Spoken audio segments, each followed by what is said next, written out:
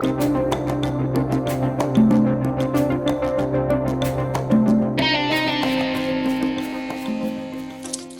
and welcome to Beneath the Surface. Glad you could join us in our fourth installation of the Creed, Beneath the Surface. Paul Morano here with my very special guest today, Father Tony Blount. Father Blount, welcome. Thank you, Paul. You and I were roommates a long, long time ago. We were back in the yeah. That was quite a trip. We lived together for about 2 or 3 years back in Tampa, Florida, where I used to live, and where you and your brother, Father Jim, was brought up. You were brought up in Tampa, right? That's right. Yeah. Went to University of South Florida there for a little bit. But welcome to Beneath the Surface. Glad we could finally get you on Beneath the Surface. It's really an honor to have you. Now, you are a SOLT priest. Not that you assault anybody, but you are an SOLT priest, Society of Our Lady of the Most Holy Trinity, a religious order. You want to say a little bit about that?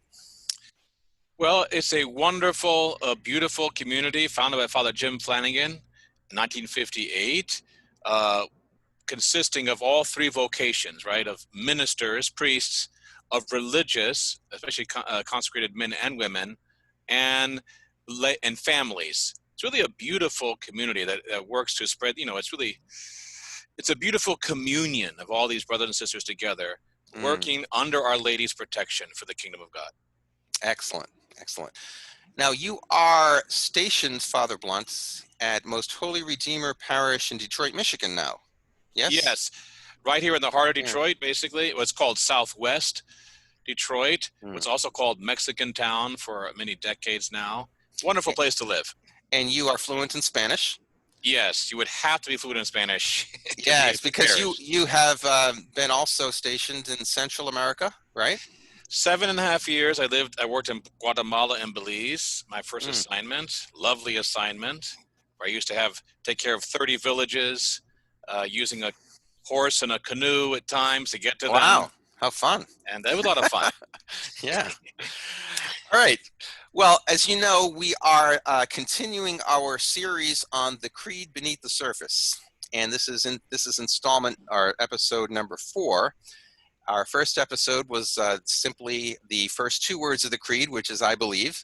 And in that episode, we spoke about faith and belief and the distinction between faith, reason, and science, and how they all are different ways to get to the one truth with a capital T, who ultimately is God. The next episode, we talked about in one God. And so in that episode, we talked about monotheism and how it's different from polytheism and pantheism, and the distinctions between Christian understanding of the one God versus Jewish and Muslim, and a whole bunch of other good things like that. And then in the third episode, we talked about the Father Almighty, which is the next line in the Creed, the first person of God, and how he is maker of heaven and earth. So we talked about the first person of God and how he's creator, and what he created and why he created it, which brings us to the 4th installment of the Creed Beneath the Surface with my wonderful guest here, Father Tony Blount. And we're going to be focusing on the line of the Creed, or the phrase of the Creed, that simply says, of all things visible and invisible, this is what the Father created. All things, first of all, that are both visible, that we can experience through our 5 senses, and invisible, which we don't have access to with our limited 5 senses. And so, Father Tony, let me begin.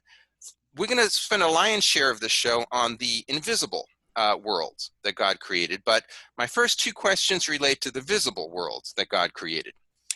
And I'm going to ask you a question to start things off, that I actually asked my guest last show. See if you have a different take on it, because it's a speculative question. Since God is Trinity and he is completely happy and fulfilled in himself for all eternity, why did he create anything? That's a very good question, Paul. It's a deep question. It's an important question because it explains us rather well. So in other words, there's the old Latin expression, bonum diffusivum esse. that what is good diffuses itself. You see this even in human realities, like someone who's truly loving and filled with goodness, they tend to extend themselves, like your grandmother loving to make food for you, no matter whether you're hungry or not. She has to do it. Yeah. Bonum diffusivum esse. The good diffuses itself. God had no need of us, and this is very important because it means that his love for us is simply gratuitous. There's no need. God has no needs. I thought, so why does he create? Okay, then now, what is the motive? The only motive for creation then would have to be this, that God in his overflowing goodness, this is the way overflowing goodness is, desires that as many, many others, countless others, will share in this infinite happiness. So God's reason for creating us can only be love. There is no other reason. So goodness by its very nature overflows from the being that is good to other things by its very nature. Yes. Okay. And so it is fitting that God, even though he's fully complete and fulfilled in himself as Trinity, would create a universe. It's very fitting for him being all good. Oh yes, it's fitting for an artist to make a painting, and out of his, what he possesses within himself, he longs to bestow this beauty on the world. Okay. And God is like that also. He wants to share his beauty and love with as many as possible. I have a question that I've had since maybe I was a teenager, and I have a theory about it, but I want your take on this. We have a vast universe here, and with modern science, we've been able to at least understand more and more and more of it, even though we're just at the surface. We humans only know of, through our, the limited understanding that we have, we only know of a little bit of it, and we can only live here on Earth. Why all the rest of it? What's the purpose? Is without end. Since we can't know it. Yeah, since we can't know it, and all we know is this, at least at this time in our history of humanity. Okay, that is that. You see, love doesn't count the cost. It doesn't calculate. And calculation is not part of love. Love would be the absence of calculation. For instance, here's an example. When I was born, I was the seventh child of my mother. We had eight children. I was the seventh. Okay. And my parents at the time were very poor. But my dad bought my mother 7 dozen roses in honor of my birth. Not 7 roses. Now, if you think of it, 7 roses would have made the point. Yeah, I think so. One rose could have. Yeah, it made the point. Seven roses. Why 7 dozen? Now, granted, it was a beautiful baby. That's obvious. What happened to him as an adult? But 7 dozen is because love doesn't count the cost. And it's just, this is the way God is. He's not calculating. And this is a good lesson for us. His love is super abundant. Like you might say, the wedding feast at Cana. My goodness. One of those containers in John chapter 2 and those verses there contain 15 to 20 gallons. Look at the amount of wine we're talking about for people who've already been there and had drunk quite enough already. Yeah. But the 7 dozen roses in your example were for your mother, even though they were perhaps superfluous, or they weren't necessary. They were all for too much. Yeah, it was right. Too much, but it was for your mother. So are you saying that this entire universe is for us? Well, I would say that, yeah, in a certain sense, you could say that. In other words, in his God and his creation, look, every snowflake, they say, is, you've heard this before, that every snowflake is unique. Yes. How could that be? I always think if I were God, I would make one snowflake. Just one snowflake. That would be sufficient. Yeah. But this is the way the Lord is. Yes, he would do that for us out of tremendous kindness. Well, you're asking the question, perhaps, I understand the question, could be, is there anyone else out there? Well, before we even get to that, if it's just for us, how do we have access to it? You know what I mean? Uh-huh. Well, yeah. Now, there's the question, do we need to have access to it? Well, we're exploring it. It's a beautiful Hmm. playground, you could say. We're exploring it. It brings us endless delight and joy. It's Yeah. a reminder, one might say, too, of this vastness of our God. It's funny you say that because you're sort of touching on a theory that I've had for a long time, and that is that God did make the universe as our playground. And I think that Eden, that he gave the first two humans, that paradise, when we were ordered to cultivate the earth, I think once we cultivated the earth, we would have cultivated the whole universe with his help. And I think it would have been our playground, the entire universe. Um, but sin got in the way, and we remained here on this earth, which isn't a perfect place anymore, obviously. But but I think once the resurrection occurs, and the glorification of the bodies and the transformation of the universe happens, I think then sin, of course, is out of the way, that we will again have the entire universe as our playground. What do you think? Well, okay, I would just look at it. We can consider that. I would look at it in this way: that those two things I said, that okay, the superabundance of God's charity, His kindness, it doesn't have to be exhausted. In other words, that the whole point is that it's inexhaustible. Even on a natural level, it's just ridiculous. I mean, it's so huge what He has done for us, Hmm. and this is good for us to see. It's good for us to see that this vastness of the universe, I think, is important for us to grasp. So God's Okay. majesty, you might say, it points to God's majesty, and we need that reminder constantly. Yes. Yes. All right. Of all that is visible and invisible, I think a lot of people recite the creed every Sunday. And they say that, but they don't really think about the fact that there's an invisible part of creation. And it's a very important invisible portion of the creation. Let's talk about the world of angels. What is an angel? Well, an angel, um, in the hierarchy of being, we have an hierarchy of being. So the angels are pure spirits who don't have bodies. And somebody once said that the theme song of the angels would be, I ain't got no body. I Because ain't got nobody. Nobody cares for me. so Yeah. there's pure spirits without a physical dimension, higher than us in the realm of being. Just as Some, you somewhere between us and God in put it their that way. hierarchy of being.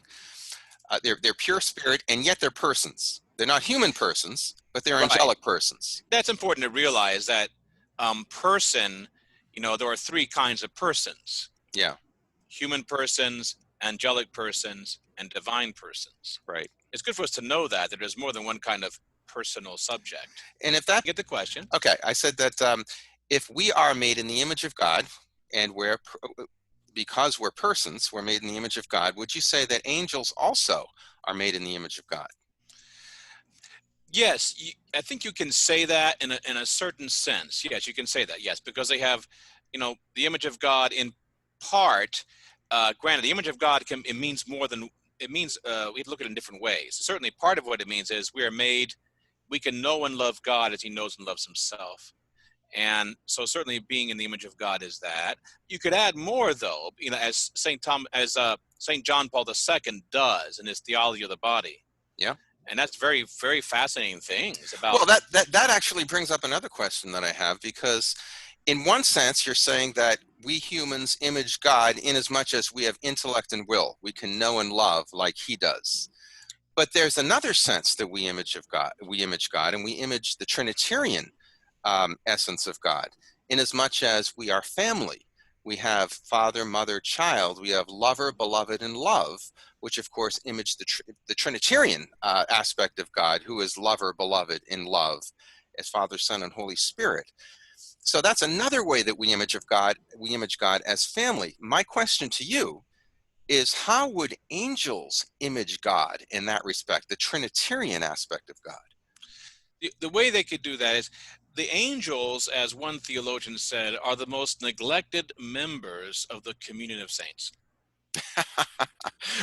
Neglected by us. Yes. Okay, yes. So if they live in communion with God and each other, so certainly they're already there's a certain sense that they're reflecting the God, and they must do so. The God who lives in perfect, who is communion, the Yeah. communion of persons.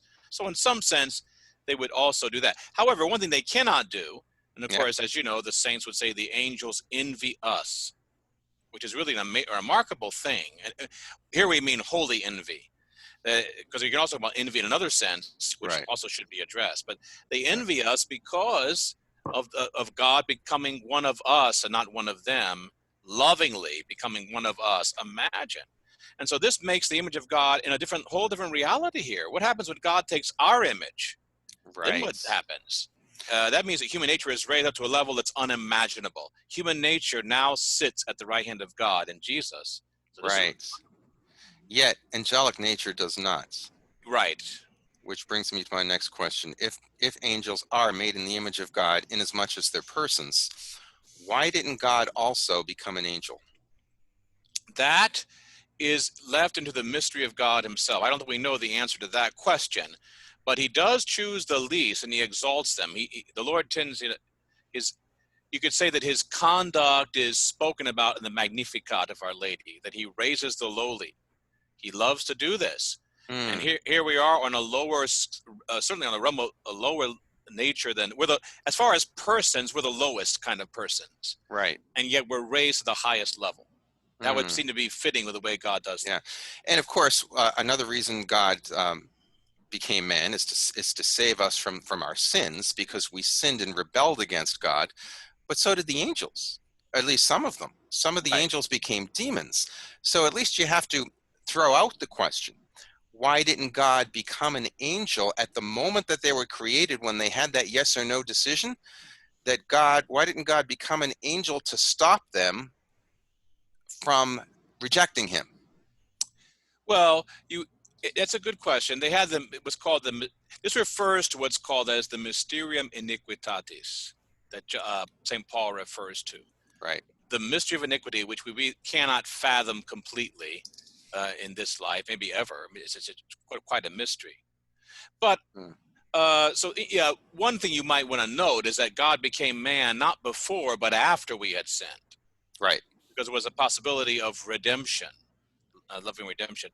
With the Yeah. angels, as you know, once the sin of the angels, because of their nature, was a sin from which there is no possibility of repentance because of their Correct. perfect knowledge, Right. their knowledge. Right. So they did not. They had perfect knowledge and will.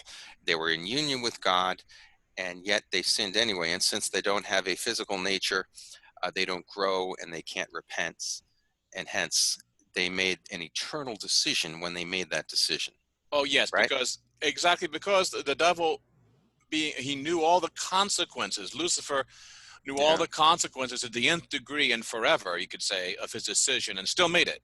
It still made it. Yeah. Whereas we are so ignorant. This is why our Lord could say to his Father on the cross, "Forgive them; they don't know what they do." Right. And Right. that is a very important reality. We really don't know what we do. We're quite dumb, actually. Yeah. Especially after we left Eden, the intellect got a lot darker than it originally supposedly was offered by God's grace. Um, So why don't you talk about a little bit about, do you know anything about Aquinas's understanding of angels? How each angel is its own species? Yeah, the ancient philosophical dictum is matter is the uh, matter has to do with differentiation. So, in other words, only matter differentiates a species. So, for instance, rabbits. You could say you have such a thing as the essence of a rabbit, but that rabbit, the essence of rabbit, is multiplied through matter, and goodness Right. knows rabbits multiply rather quickly. So in other words, you have the notion, or the essence rabbit, and then you have many rabbits underneath that are sharing that essence, because we're physical and we can reproduce. Matter is the principle of differentiation. That's what I want Right. to say. Of distinct individuals within a species. Yes, yes. So a physical species can reproduce itself, and hence you can have many of these individuals in a species. Same essence or same nature, but Yeah. multiplied through Right. reproduction, right? So since you're saying, so since angels are pure spirit and they're not physical, obviously they don't reproduce. So when you create an angel, that's all you have for that species, that one individual. Yes? Yes, yes. So each angel, right, um, is its own species, it's its own specific difference. Right. Oh, So generically we call them angels because the word angel means messenger. that's right. Okay. It means messenger. Messenger of God. So they generically they are spiritual persons because they have intellect and will without bodies. That's what they have in common. But in their essence, they each have a species unto themselves. For people listening, perhaps an analogy would be if God created one rabbit, one antelope, one elephant, one human, one oak tree, etc. All of these species of plants and animals that we see on this earth, if God only created one, that's what it's like for an angel. An angel has its own essence, yet there are many of them. Yes? Yes, yes. Yeah, it is a fascinating thing. You have the same, it goes way back to Aristotle, the idea of the genera or the genus, and Yeah, then the specific difference in that genus. So right. you have the genus of rodent, Yeah, and rabbits are one specific difference or a species of right. rodent. Then you have rats and you have mouse and Yeah, right, right. You have various kinds. With angels, you have the genera, but each angel is a specific difference all by himself, and they're right. not A- multiplied. Absolutely fascinating. I It love is that. very Yeah, fascinating. yeah. All right. Why did angels rebel? Okay, the answer given by some of the saints, I mean, uh, the traditional answer you could say, it has to do with the book of Isaiah, and the king of Tyre, I think. But at any rate, the answer in the book of Isaiah, and it's applied to the devil with the famous words "non serviam."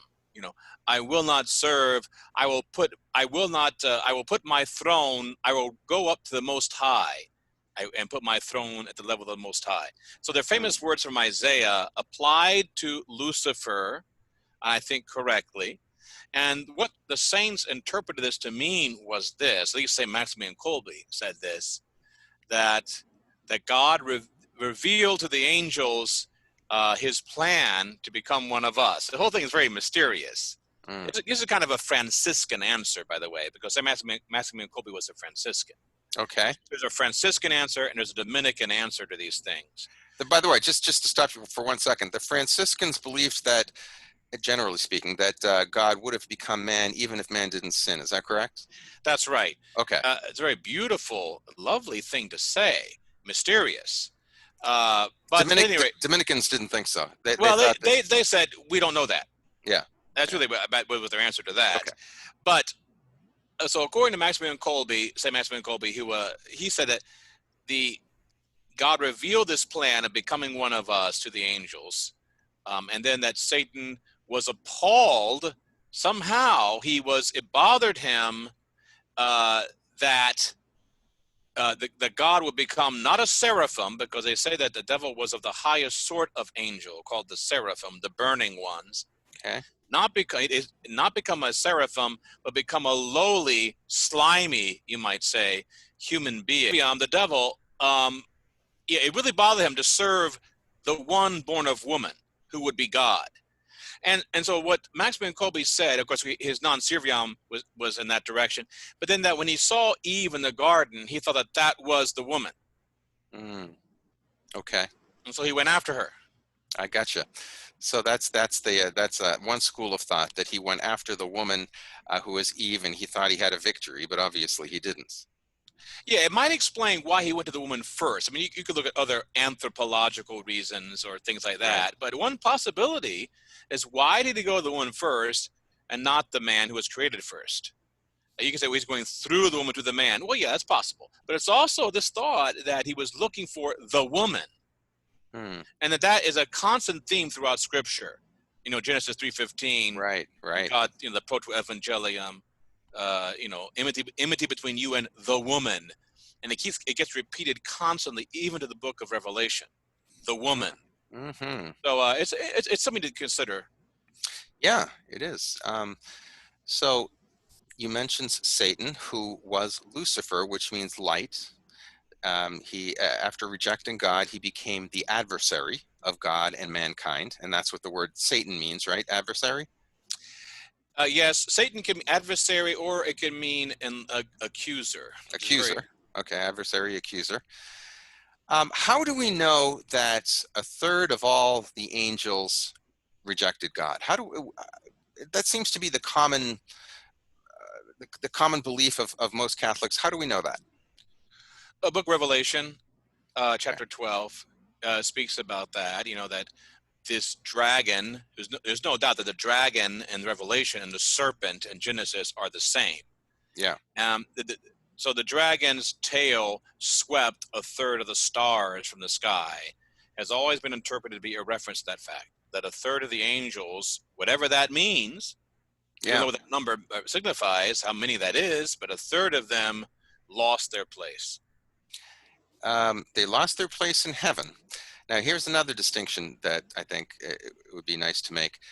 Um, there's a tradition that the angels were swept down to the earth, and they prowl about the world seeking the ruin of human souls.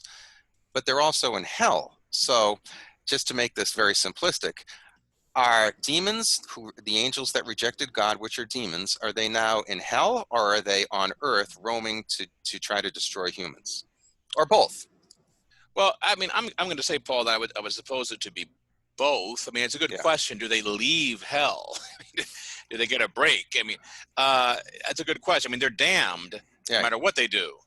Right. And so when they come, but there has to be some sort of spatial question. So, I mean, they do seem to be here on earth because we see it in the Gospels.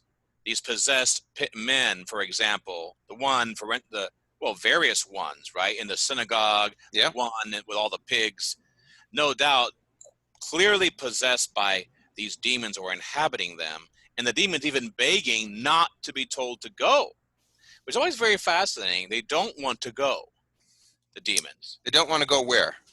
It would seem they don't want to be cast out of, for instance, the man All right. with the 5,000 pigs, the Gerasene demoniac. They don't want to be cast out. And they seem to be somehow better off in this man than they would be outside of this man. Well, they say that, and probably a lot better than I do because you have a brother that's an exorcist priest. But they say that sometimes, it takes many episodes of praying over people in order to release demons. Yes, that's right. Yeah, They don't want to leave. So yeah. my point there is that there is some sense where, yes, they're in hell, and yet they're also on this earth, and they seem to want to, well, they want to bring us a damnation.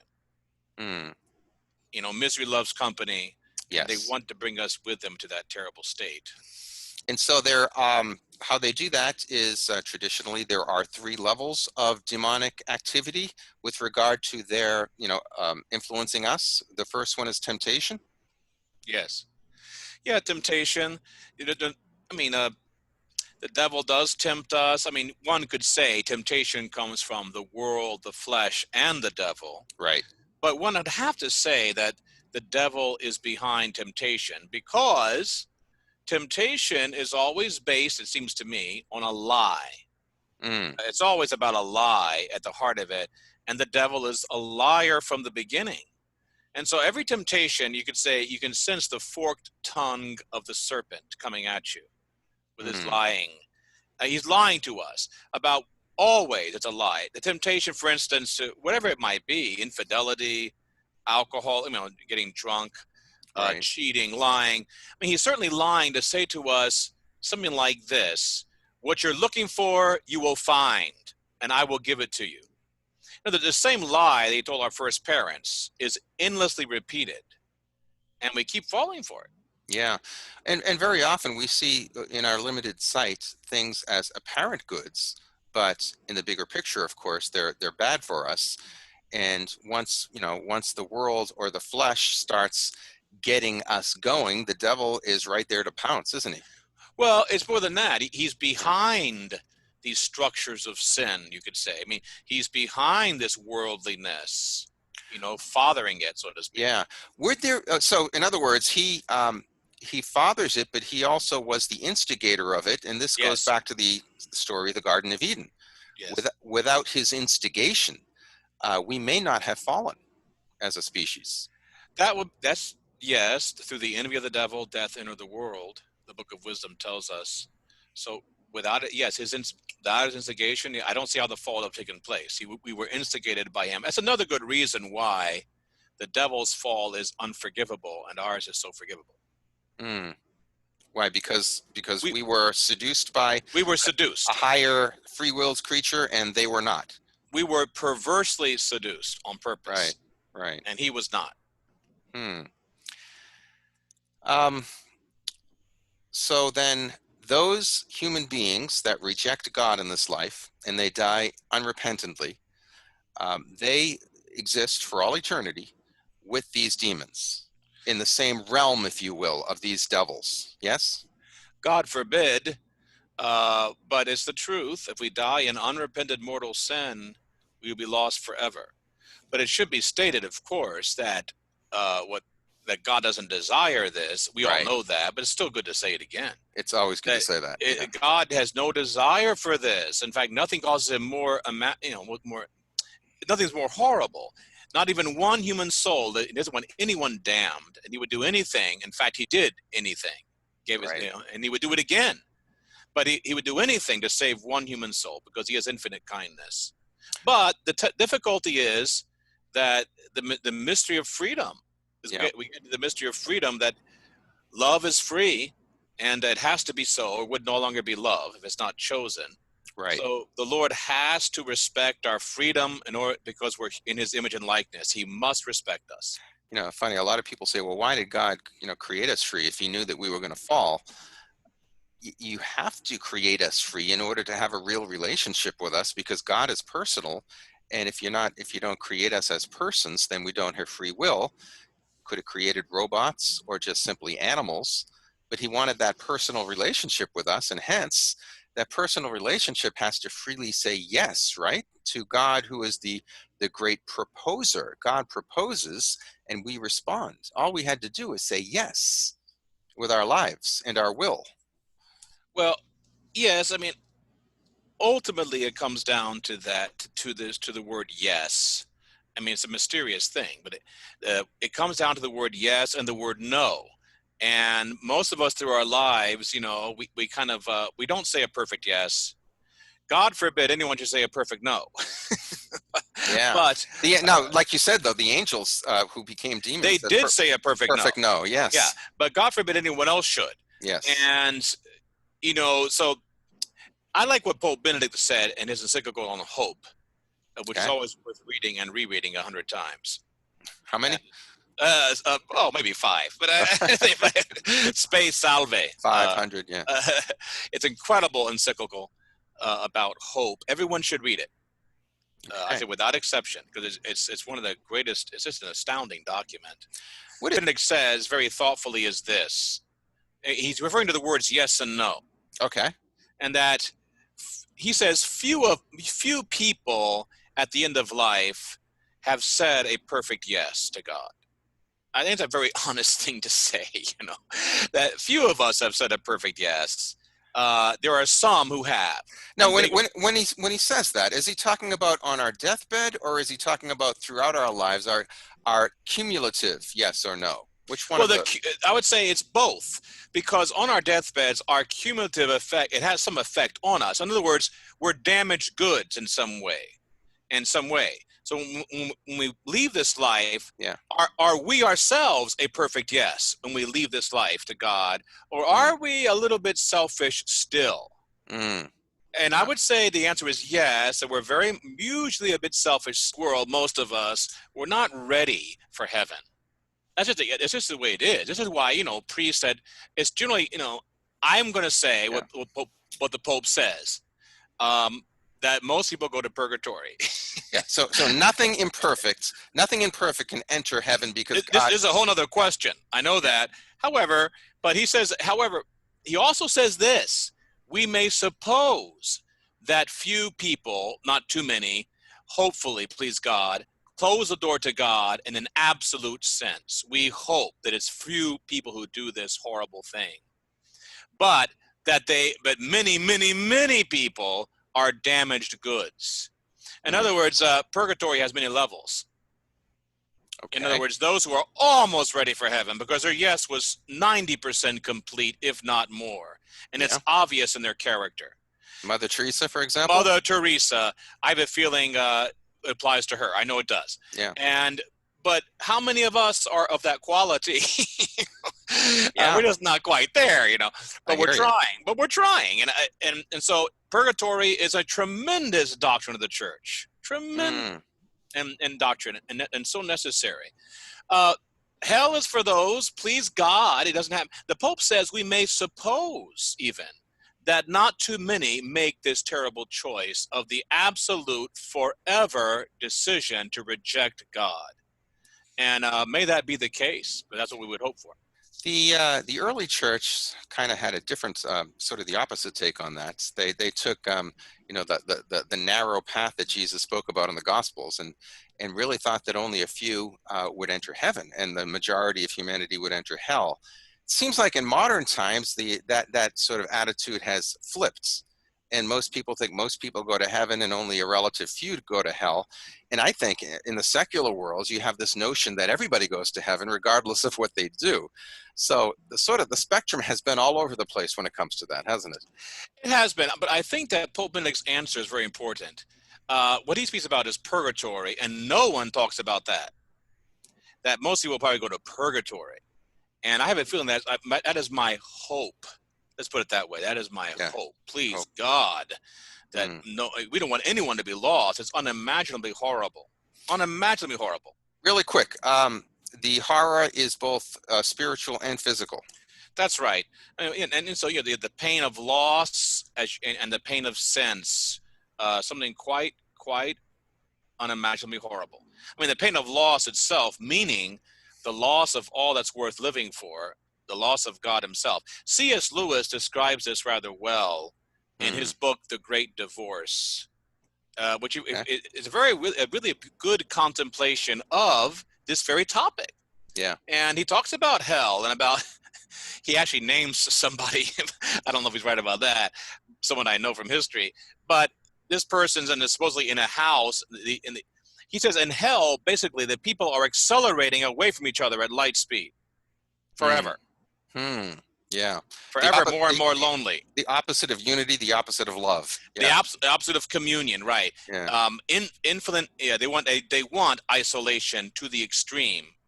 Never ending, and more of it as time goes as it goes on. So they're isolated from each other, but most importantly, of course, they're isolated from the source of all life, joy, happiness, which is God, forever without hope. Yes, as it says in Dante's Inferno. Yeah. At the entrance to hell, abandon all hope, ye who enter here. Right. So please God, that doesn't happen too often. Part of the world of the all things visible and invisible. Part of the invisible world also is that constitutive part of ourselves, which is spiritual, that we call a soul, which is disembodied at the moment of death. And want to say a little bit about the spiritual soul and its experience, the moments after death and what it goes through as a disembodied soul.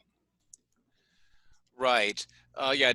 Okay. Well, death, of course, is defined as separation of the soul from the body. Right. And what the church has always taught is a beautiful, important document called Benedictus Deus by Pope Boniface VIII, I think it is. When he describes this, at the moment of death, the soul is immediately judged. Now, I must say, those are frightening words. They're good words, but they should make us sit up and think. And people don't think about this sufficiently. As you said, in the modern world, everyone thinks they're going to heaven. Right. They never consider the fact of the four last things. Yes. And the four last things, as you know, need to be considered fervently, and even though it may be challenging, continuously. Every day they should be in our mind. Yes. Which is death, judgment, heaven, and hell. Right. These need to be considered. And what what concerns me a little bit, people do not consider judgment. And it should be considered a lot, because at the moment of death, Pope John the 23rd had a nice little ditty, little poem. You ever heard Okay. this poem? I don't think so. He said, "Death, than which nothing is more certain. Judgment, than which nothing is more strict. Hell, than which nothing is more terrible. Heaven, than which nothing is more delightful." At the moment of death comes the judgment. In other words, the personal judgment, the immediate judgment, the particular judgment Right. at the moment of death, where, of course, and this is, by the way, we should think about this also, I would say, lovingly, even though it's a challenge to us, okay? Yeah. That infinite love and truth, he's looking at me.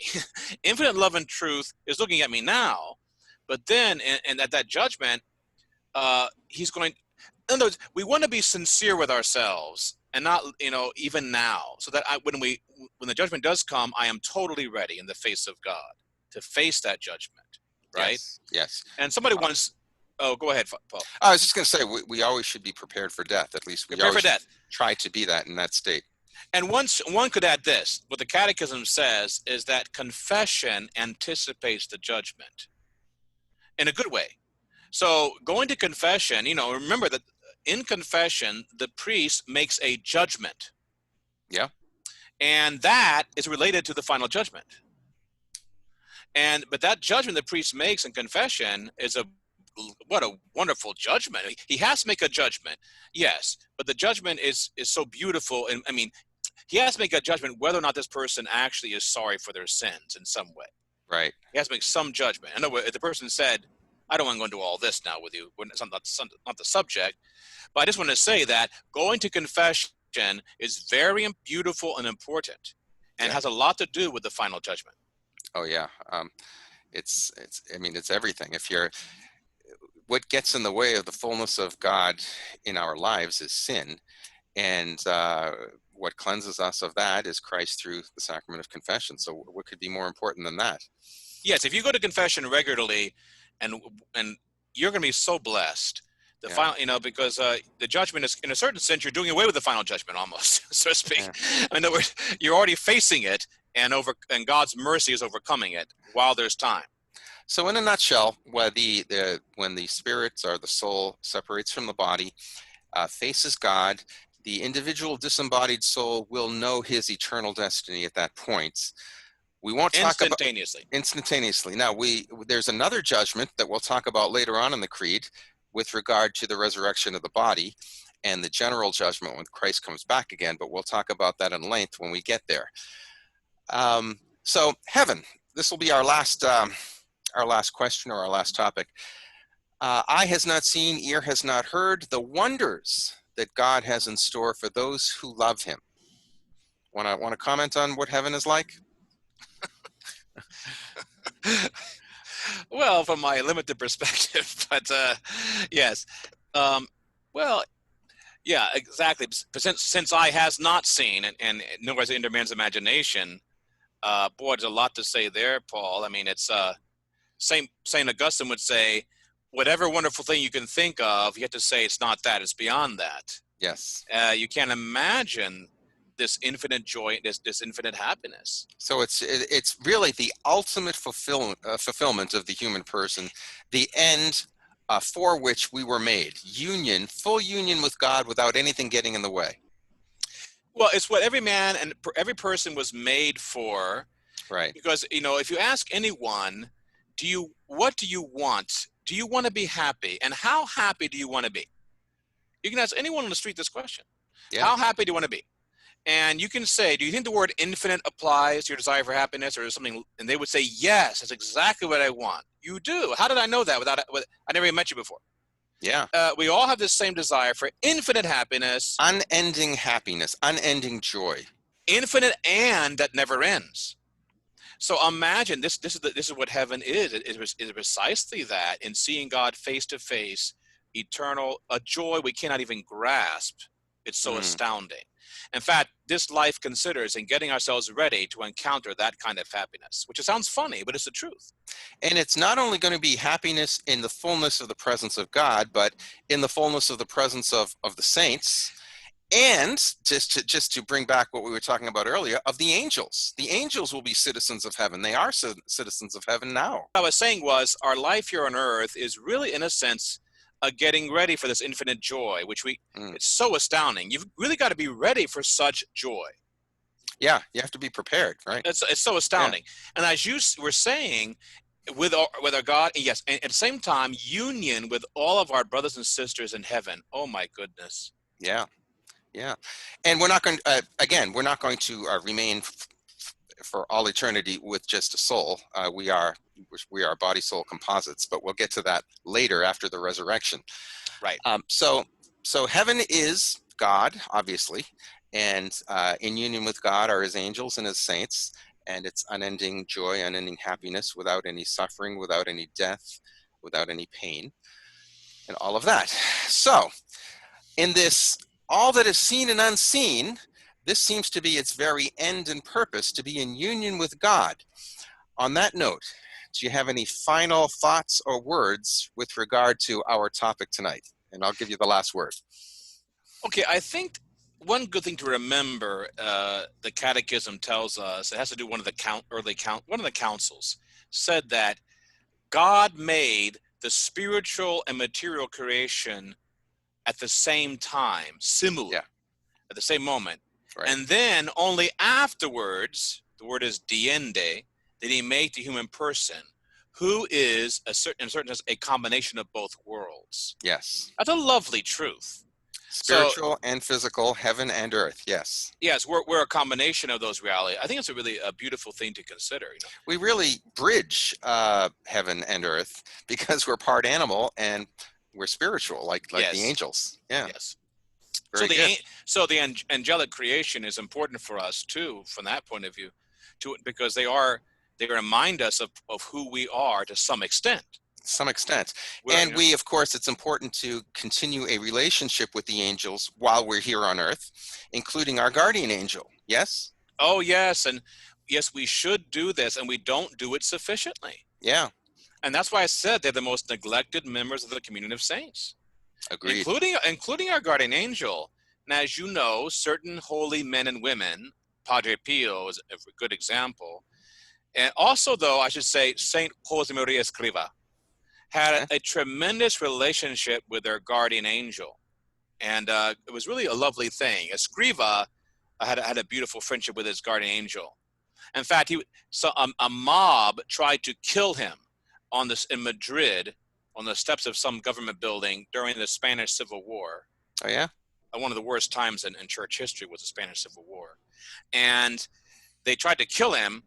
And, well, here's what happened. In his diary, he used to refer to himself as Mangy Donkey. Okay. That was his personal nickname for himself, to give himself humility. He referred to himself as Mangy Donkey. That was his nickname. And only in his diary, of course. But when these men were going to kill him, they killed thousands of priests and nuns. Suddenly, out of nowhere, this youth showed up. Giant man. It was a young man, though, blonde-haired, I think. But he showed up out of nowhere and chased these men off. And as he was running away, he turned around and yelled out, "Mangy donkey, mangy donkey."